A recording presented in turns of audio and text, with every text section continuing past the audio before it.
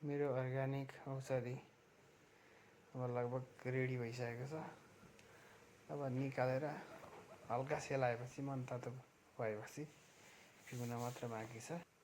Welcome साथीहरू। रुवामा तेजपत्ताको कारण घराइसी औषधि बनाउँदैछु। अदुवा कोरिँदैछु अनि तुलसीको पत्ता राम्रोसँग पखालेर तपाईहरुलाई रुवा मर्कीले सताएको बेलामा घरमा यसरी हेल्दी फ्रीको औषधि बनाएर खान सक्नुहुन्छ। तुरुन्तै आराम दिन्छ। यो चाहिँ कोरेको अदुवा प्योर गाउँको मौरीको मलाई तपाईहरुले लास्टमा पानी मन तातो पिउने बेलामा मात्र हाल्नु होला।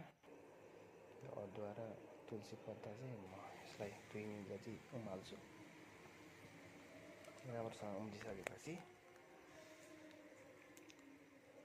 बेसार थोरै अनि स्वाद अनुसार नुन पनि हाल्न सकिन्छ। खानालाई राम्रो लाग्छ। प्लिज भिडियोलाई सब्स्क्राइब गरिदिनु होला। पानी चाहिँ राम्रोसँग तातिसकेको छ। यसपछि चाहिँ अब म यसलाई बाहिर निकालेर मनतातो पानी मह हालेर पिउन सकिन्छ। यसरी घरमै औषधि बनाएर खाँदा चाहिँ समय र पैसा दुवैको बचत हुन्छ अनि कुनै साइड इफेक्ट पनि गर्दैन। कहाँबाट हेर्दै हुनुहुन्छ भिडियोलाई सब्स्क्राइब गरिदिनु होला।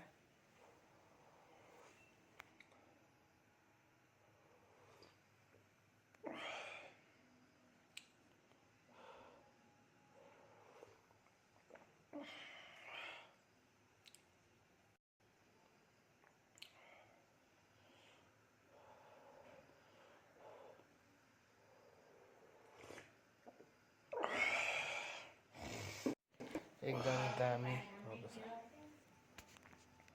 By by.